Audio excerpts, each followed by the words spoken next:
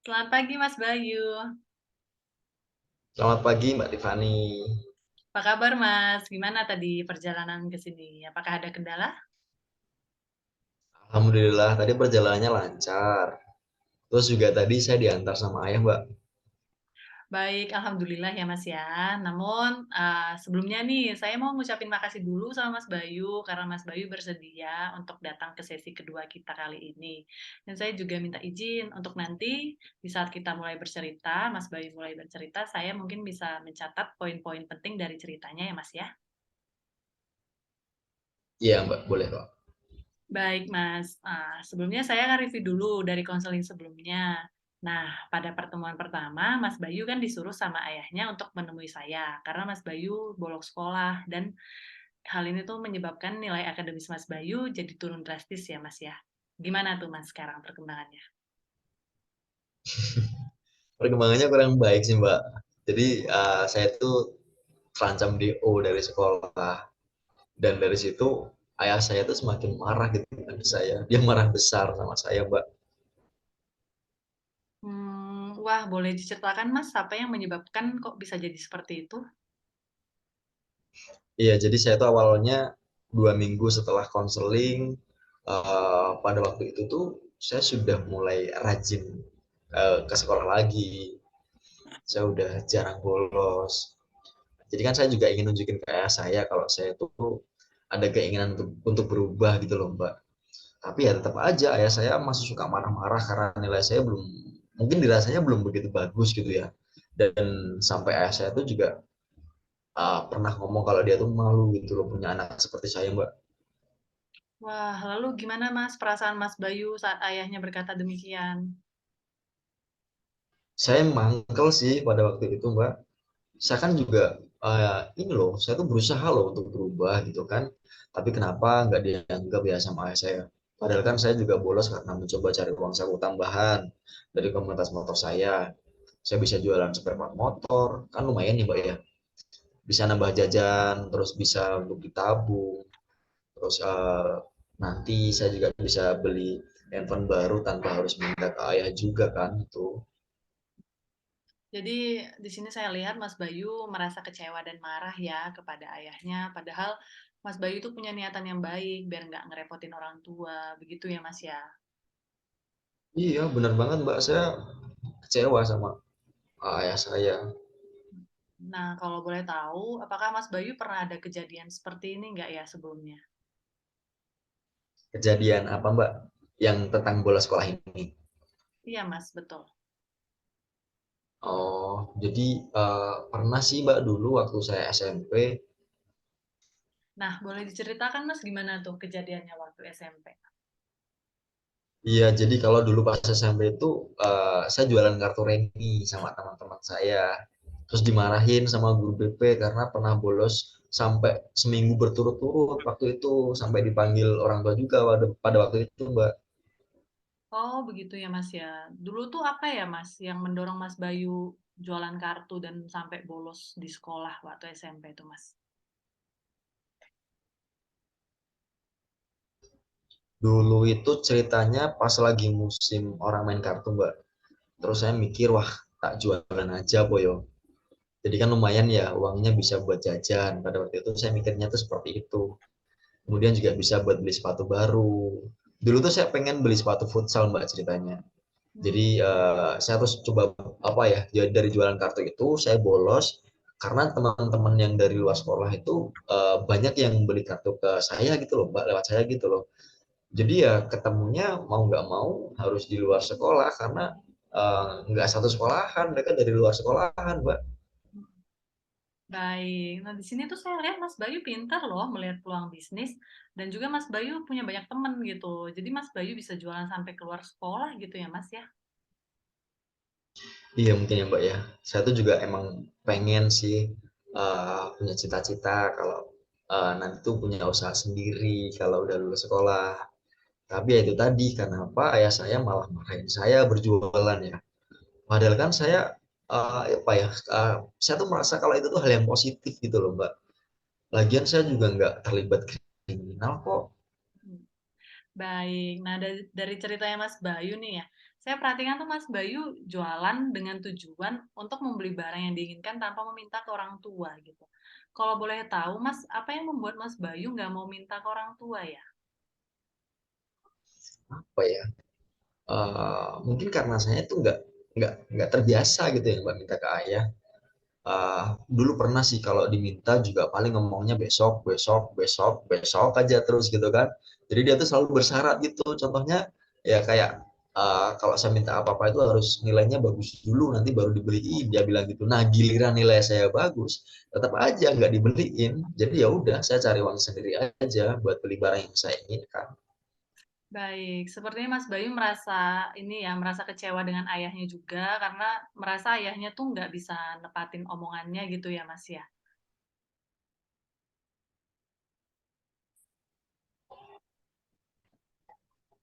Iya Mbak.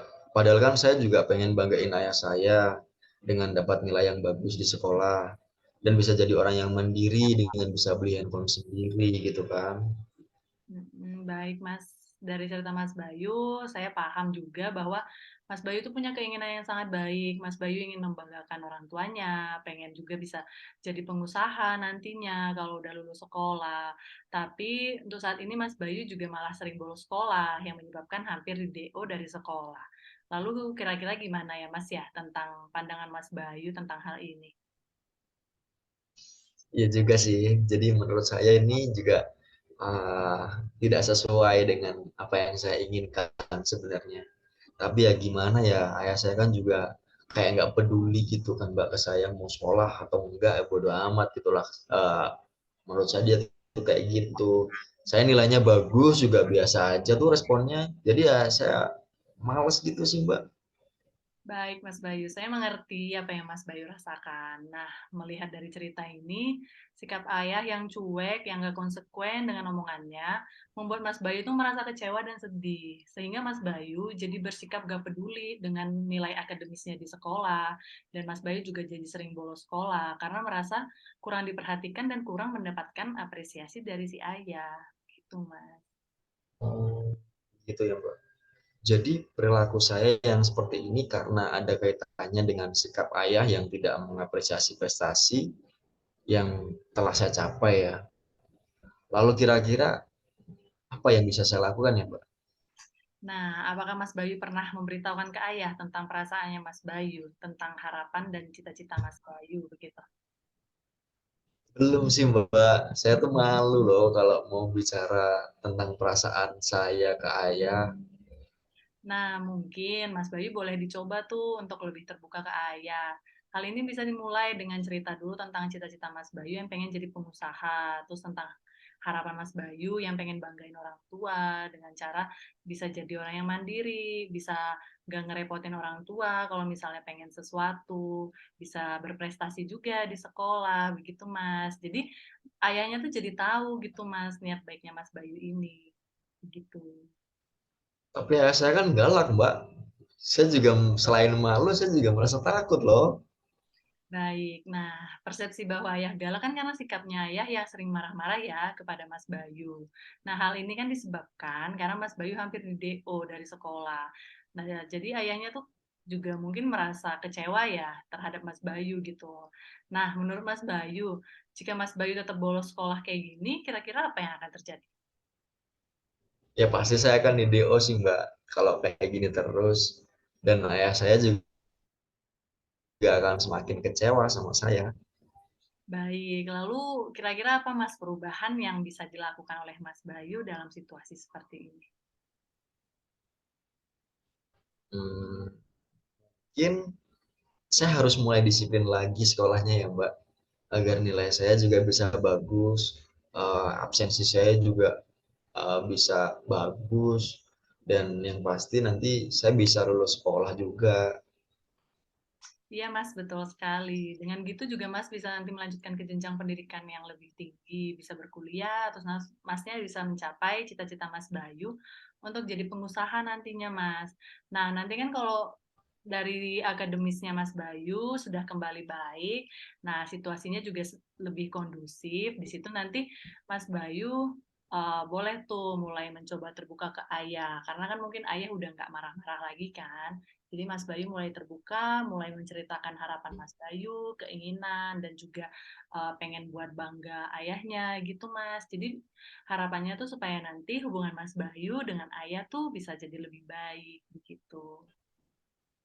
Lalu gimana dong Mbak dengan bisnis sampingan saya yang jualan spare part motor itu? Jadi kan sayang ya karena usaha saya yang sekarang ini kan udah cukup banyak dikenal sama orang gitu loh Mbak.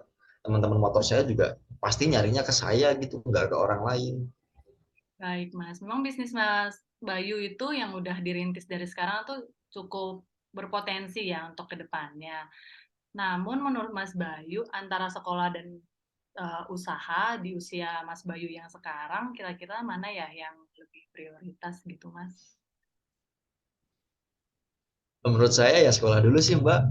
Soalnya kan ntar kalau saya nggak lulus SMA, masa SMA nggak lulus gitu kan saya juga masih malu kan ya ke teman-teman saya. Saya juga masih muda loh, masih punya banyak waktu untuk bisa mengejar mimpi saya nantinya setelah lulus sekolah nanti. Baik, Mas Bayu. Nah, saya lihat tuh Mas Bayu sudah sangat menyadari dan sangat memiliki keinginan untuk melakukan perubahan. Hal ini merupakan sebuah kemajuan yang sangat baik dalam proses konseling kita. Baiklah, Mas Bayu, untuk di pertemuan berikutnya nanti kita akan mulai membahas untuk rencana aksi perubahan yang Mas Bayu harapkan dengan memetakan manajemen waktu antara kegiatan sekolah dan kegiatan komunitas motor ya, Mas. Nah, selanjutnya juga kita juga bisa mengatur jadwal untuk menjalin kedekatan dengan ayah gitu. Mungkin bisa dengan hangout bareng atau keluar mencoba makan malam bareng kayak gitu supaya ada kedekatan dengan ayah. Jadi nanti Mas Bayu juga bisa mulai terbuka, Mas Bayu bisa mencoba untuk mendapatkan komunikasi dua arah dari ayah. Jadi Mas Bayu juga bisa menyampaikan keinginannya, harapannya ke ayah, begitu juga sebaliknya. Ayah juga bisa menyampaikan apa yang diharapkan dari Mas Bayu. Kayak gitu. Nah, untuk detailnya nanti akan kita bicarakan di pertemuan selanjutnya ya, Mas. Kira-kira apakah ada yang mau disampaikan lagi, Mas Bayu? Iya Mbak, jadi udah sih Mbak, udah kok. Terima kasih banyak ya Mbak ya. Sama-sama, Mas Bayu. Kita akhiri sesi konseling kita pagi ini. Dan untuk selanjutnya nanti akan saya jadwalkan kembali ya, Mas ya. Terima kasih, Mas Bayu, atas waktunya. Semoga sehat selalu dan hati-hati di jalan. Terima kasih.